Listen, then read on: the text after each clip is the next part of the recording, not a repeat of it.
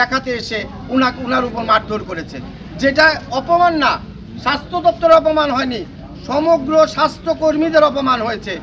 এই জন্য আজকে আমরা এখানে সবাই একসঙ্গে মিলিত হয়েছি। বলুন তো, আমরা যারা স্বাস্থ্যকর্মীরা আছি, বিভিন্ন দপ্তর থেকে ট্রেনিং করে এখানে চাকরি পেয়েছি, আমাদের বাবা মাদের কি কোনো আশা ছিল না আমাদের উপর? আমাদের উপর আশা ছিল আমরা সমাজের একটা কাজে লাগবো, দুস্থ মানুষের কাজে লাগবো, মুমূর্ষ রোগীদের পাশে আমরা দাঁড়াবো।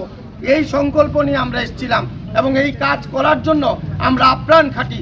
হয়তোবা কোনো ক্ষেত্রে আমাদের ধৈর্যের ত্রুটি বাঁধ ভেঙে যায়, আমরা হয়তোবা কোথাও আমাদেরও ভুল থেকে যায়, আমরা ভুল করি।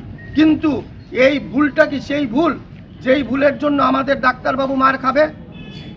এই বিষয়গুলো নিয়ে আজকে আমরা এখানে আমরা মিলিত হয়েছি একটা প্রতিবাদ জানানোর জন্য।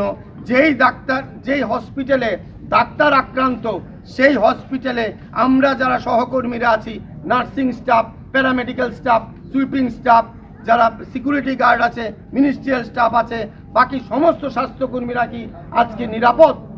এই বিষয় নিয়ে আপনাদের সম্মুখে যারা আমাদের কথা শুনছেন, মিডিয়াতেও যারা আমাদের কথা শুনবেন, তাদের কাছে আমাদের একটা আর্জি রইল যে আপনারা এটা বিচার করুন, কি হয়েছে, কেন হয়েছে, কেন আজকে পর্যন্ত এই দোষী শাস্তি পেল না?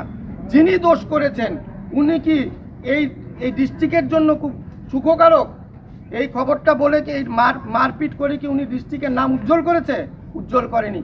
সারা ত্রিপুরা রাজ্যে না, আজকে সারা ভারতবর্ষের মিডিয়ার যুগের যারা সোশ্যাল মিডিয়াতে কাজ করে, এটা লেখালেখি করে সর্বত্র ছড়িয়ে দিয়েছে। আমাদের বন্ধু বান্ধবরা যারা বাইরে চাকরি করে, তারা অবধি জানতে পেরেছে এই ডিস্ট্রিক্ট হাসপাতালে ডাক্তারকে মারে, এই ডিস্ট্রিক্ট হাসপাতালে পরিষেবার যারা প্রধান, তাদের উপর আক্রমণ হচ্ছে। আজকে বাড়ির কর্তা যখন আক্রমণ হবে, বাড়ির অন্য মেম্বাররা কোনোদিন সিকিউরিটি থাকবে? এই সিকিউরিটি তো আমাদের নেই। এই সিকিউরিটি দেবে কে? এই সিকিউরিটির দাবিতে আগামী দিন যাতে এরকম কিছু না হয়, আগামী দিন যাতে আর কোনো মানুষ এরকম ধৃষ্টতা দেখাবার সাহস না করে যে কোনো ডাক্তার বা কোনো স্বাস্থ্যকর্মীর উপর আক্রমণ হবে, এইটা যাতে না হয়, এই জন্য আজকে আমরা এখানে দাঁড়িয়েছি।